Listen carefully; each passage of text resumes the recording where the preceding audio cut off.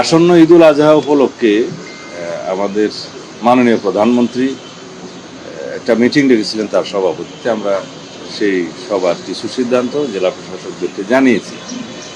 তাহলে আমরা যাতে ঈদ যাত্রাটা নিরাপদ করতে পারি, যাওয়া আসা এবং সড়কে নিরাপত্তা প্রদান করতে পারে পুলিশ এবং সড়ক পরিবহন বিভাগ, যাতে তারা জনগণের নিরাপদ যাত্রাটা নিশ্চিত করতে পারে, আশাটা নিশ্চিত করতে পারে, সেই জন্য কিছু অনুশাসন দিয়েছেন।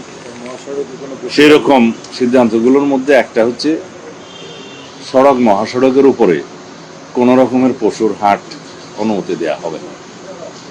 রেল লাইনের অতি সন্নিকটে কোনো পশুর হাট অনুমতি দেওয়া হবে না। আর যে সমস্ত হাটবাজারে, বড় বড় হাটবাজারে অনেক সময় দেখা যায় যে বিভিন্ন জালিয়াতি হচ্ছে, সেগুলো বডি ক্যামেরা নিয়ে পুলিশ পাহারা দিবে এবং অনেক জায়গায় জাল নোটের কিছু কারবার দেখা গেছে অতীতের অভিজ্ঞতা। সেখানে জাল নোট ভেরিফিকেশনের জন্য পুলিশের পক্ষ থেকে কিছু মেশিন সরবরাহ করা হবে। ব্যাংকগুলো সেই ব্যাপারে কাছাকাছি যেগুলো তৎপর থাকবে এবং যাতে ডিসিপ্লিন রক্ষা করা যায় সেই জন্য আরও কিছু আমরা ব্যবস্থা নিয়েছি। আর আমরা 7 দিন আগে, ঈদুল আজহার 7 দিন আগে পুলিশ হেডকোয়ার্টারে একটা monitoring cell, central monitoring cell আমরা স্থাপন করব।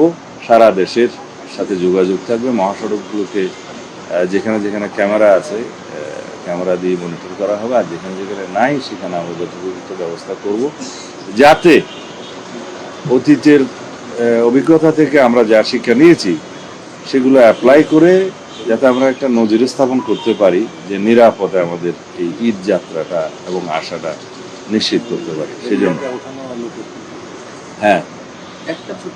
একটা শেষ করি। যে সমস্ত জেলায় নৌ পরিবহনের মাধ্যমে ফেরিঘাট আছে আর কি যাতায়াতের, ফেরিঘাটগুলোতে নিরাপদ যাতে যাত্রীরা বাস থেকে নেমে উঠে এবং নামার সময় যাতে আবার নেমে যায়, এটা নিশ্চিত করার জন্য জেলা প্রশাসন, পুলিশ এবং নৌ পরিবহন ডিপার্টমেন্ট সেটা সচেষ্ট থাকবে। সাইনবোর্ড টানিয়ে দিবে, মাইকিং করবে, জনগণকে অনুরোধ জানাবে, সচেতনতা সৃষ্টি করবে যাতে নৌ দুর্ঘটনাটা এবং ফেরির দুর্ঘটনাটা না হয়। এই জাতীয় আরও অনেক সিদ্ধান্ত নেওয়া হয়েছে, আমরা জানিয়েছি।